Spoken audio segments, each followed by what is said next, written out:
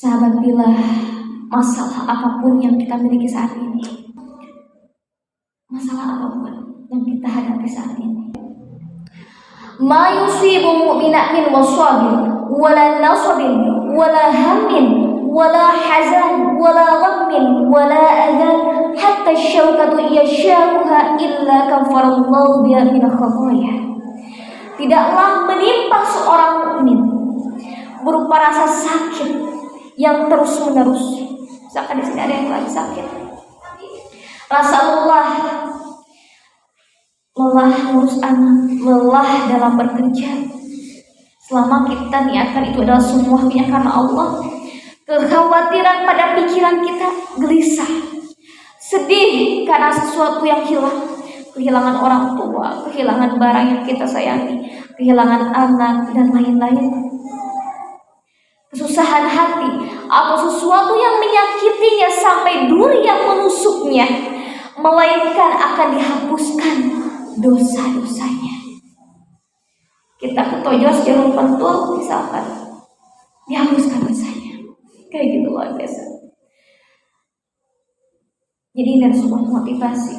Musibah bisa jadi adalah hukuman yang Allah segerakan, siksaan atau azab di dunia.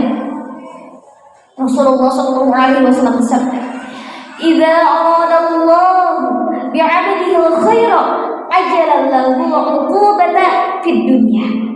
Jika Allah menginginkan kebaikan pada seorang hamba, Dia akan segerakan hukumannya di dunia.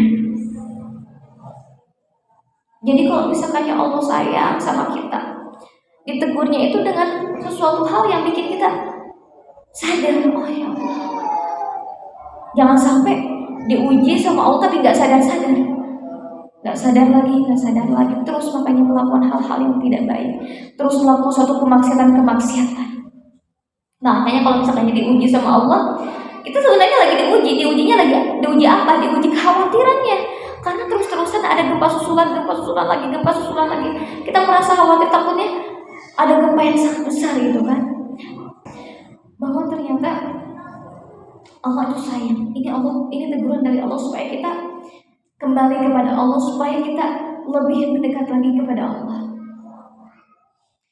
Selanjutnya, wa idza arada Allah bi'abdihi syarra amsaka 'anhu bi dhanbihi hatta yuwaffa bihi yaumal qiyamah. Dan jika Allah menginginkan suatu kejelekan kepada seorang hamba itu, jadi si dosanya itu, jadi balasan itu akan diakhirkan di akhirat.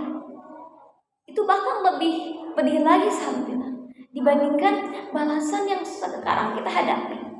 Kita juga merasa khawatir, kita merasa sedih ketika melihat saudara kita yang luar biasa kehilangan hartanya, kehilangan orang tuanya, kehilangan anaknya. Sedih banget lah. Semakin hari ketika kita lihat berita, ada lagi korbannya. Dari mulai cuma berapa puluh jadi ratusan. Kita harus banyak-banyak bermuhasabah saat ini, karena mungkin sekarang akhir tahun, banyak bertobat kepada Allah.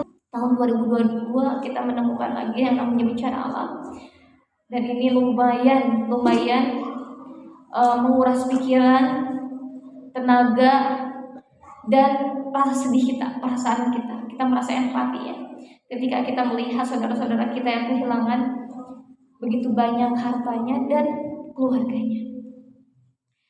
Kembali pada Allah sebab terlepasnya daripada musibah. Iya benar.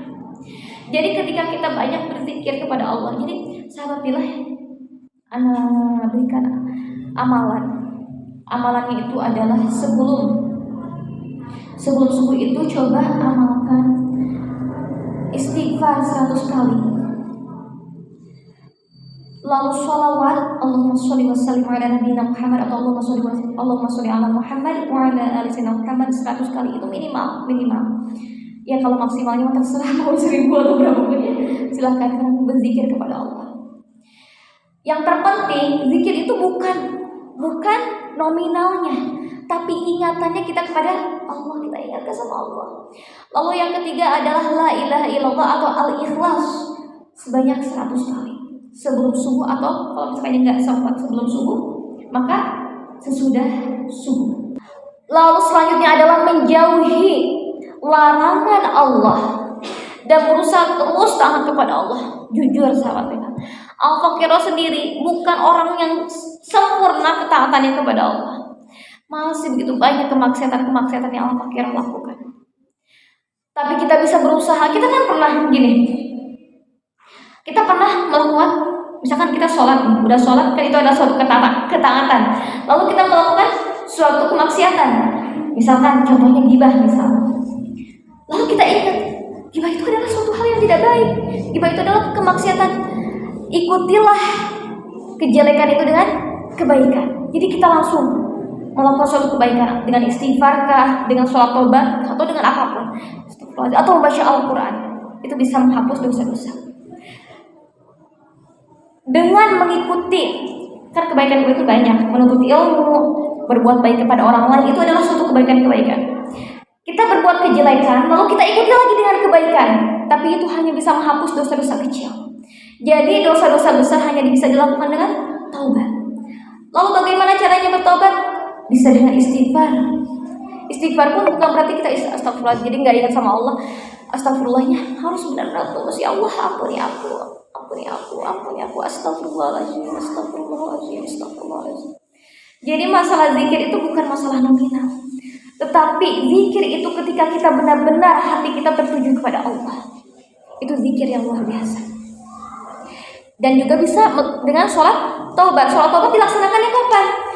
Dilaksanakannya kapanpun kalian boleh melaksanakannya, kecuali pada subuh dan pada asar. Itu waktu-waktu yang dilarangnya laksanakan sholat. Laksanakan sholat taubat supaya Allah mengampuni dosa-dosa kita.